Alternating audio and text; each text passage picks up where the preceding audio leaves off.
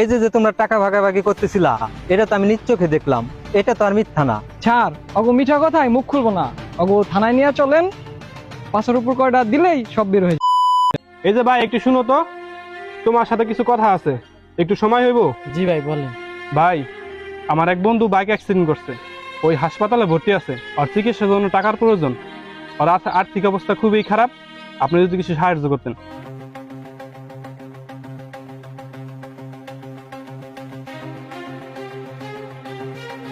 ওইখানে এতগুলা ছেলে কি করতেছে? বিষয়টা ঝামেলার মনে হচ্ছে না? ছাড়, চলেন ওইদিক গিয়ে দেখি।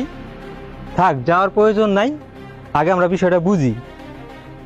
ছাড়, এখানে আমার একটা ফ্রেন্ডের বাসা, ওরা কিছু ইনফরমেশন আনি, দেখি কিছু বের হয় কিনা। আচ্ছা ঠিক আছে, তো তুমি ইনফরমেশন আনার চেষ্টা করো, আমার একটু থানায় যেতে হবে। ভাই আমার কাছে তেমন টাকা নাই, আমি স্কুল আসছি, টিফিনের জন্য কিছু টাকা আনছিলাম, ওই টাকা থেকে আমি কিছু টাকা দিতে চাই, ওই টাকায় কি হইব? হ ভাই, হইব হইব, যা দেন দেন। এ বন্ধু দা বয়, আর পাত্তাছি না, দেখ দি কয়টা হয়েছে। কয় টাকা লাগবে বন্ধু? এই কয় টাকা হইব? আচ্ছা ঠিক আছে, দেখ কয় টাকা হইছে। এই যে ভাই, ভাই আমি দুইটা কথা বলতাম, আমার কথাগুলো কি শুনবেন? জি ভাই বলেন, কি বলতে চান?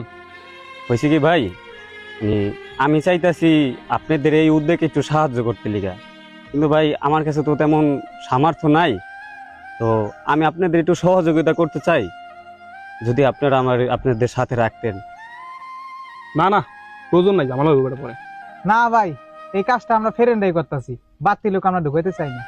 কি বলেন ভাই, কিসের ঝামেলা হইব? এত সুন্দর একটা উদ্যোগ নিছেন, আমি যদি একটু সহযোগিতা করি তাহলে তো আপনাকে আরো উপকার হইব। আর তাছাড়া আপনার বন্ধু একটু অসুস্থ হয়ে গেছে, যদি আমার দ্বারা তার একটু উপকার হয় তা তো তারও ভালো কথা। কি করুন দিবি? এ বন্ধু, নে নে, সমস্যা নাই। এ ভাই, আপনি কালকে থেকে আসছে।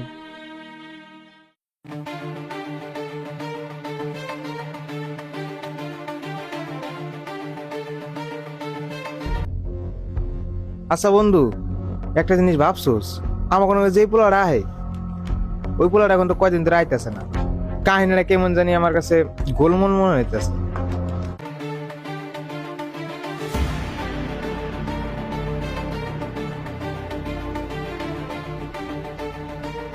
আচ্ছা ঠিক আছে, তো তুমি আমাদের গাড়িতে উঠো।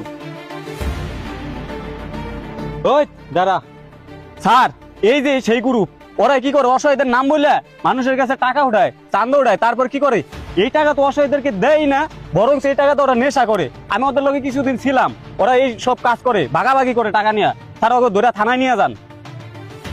স্যার, ও মিথ্যা কথা বলতেছে আমাদের ফাঁসানোর জন্য। ওর কাছে এমন কোনো প্রমাণ আছে আমরা গরিবদের নামে টাকা উড়ে টাকা পয়সা না দেই? এই যে যে তোমরা টাকা ভাগাভাগি করতেছিলা, এটা তো আমি নিজ চোখে দেখলাম। এটা তো আর মিথ্যা না। ছাড়, অগো মিঠা কথায় মুখ খুলবো না। অগো থানায় নিয়ে চলেন, 500 উপর কয়টা দিলেই সব বের হয়ে যাবে। হ, তুমি ঠিকই বলছো। স্যার আমি কিছু জানি না, সব ওর প্ল্যান, ও সব কিছু করছে। এবারে তুই আমার নামে একলা দোষারোপ করতে সত্যি। টাকা নেওয়ার কলা তো আমি একলা নিই, তুইও নিছিলি ও নিছিল। স্যার, ওরা সবাই আসলো আমার এই থামো, তোমরা সবাই এই কাজে জড়িত ছিলা, তার মানে তোমরা সবাই অপরাধী। স্যার, ওদের বিরুদ্ধে কঠিন ব্যবস্থা নিতে হবে, কারণ ওদের জন্য আজকাল অসহায় মানুষ হাত পেতে সাহায্য পায় না, কারণ ওরাই বিশ্বাসটা ভেঙে দিছে। স্যার, স্যারে ঠিকই বলছে, কারণ এইসব অমানুষদের বিরুদ্ধে যদি কঠিন ব্যবস্থা না নেওয়া হয়, ওরা এর থেকে ভয়াবহ কাজ করবো, ওকে একটুও বাঁচবো না। স্যার শুনো ভাই, তোমরা যে উদ্যোগটা নিছিলা, নিঃসন্দেহে এই উদ্যোগটা অনেক ভালো, কিন্তু তোমরা এই উদ্যোগটা ভালো কাজে ব্যবহার করতে পারো নাই, এটারে তোমরা খারাপ কাজে ব্যবহার করছো। রাশেদ, জি স্যার। ওদের থানায় নেওয়ার ব্যবস্থা করো। আচ্ছা ঠিক আছে।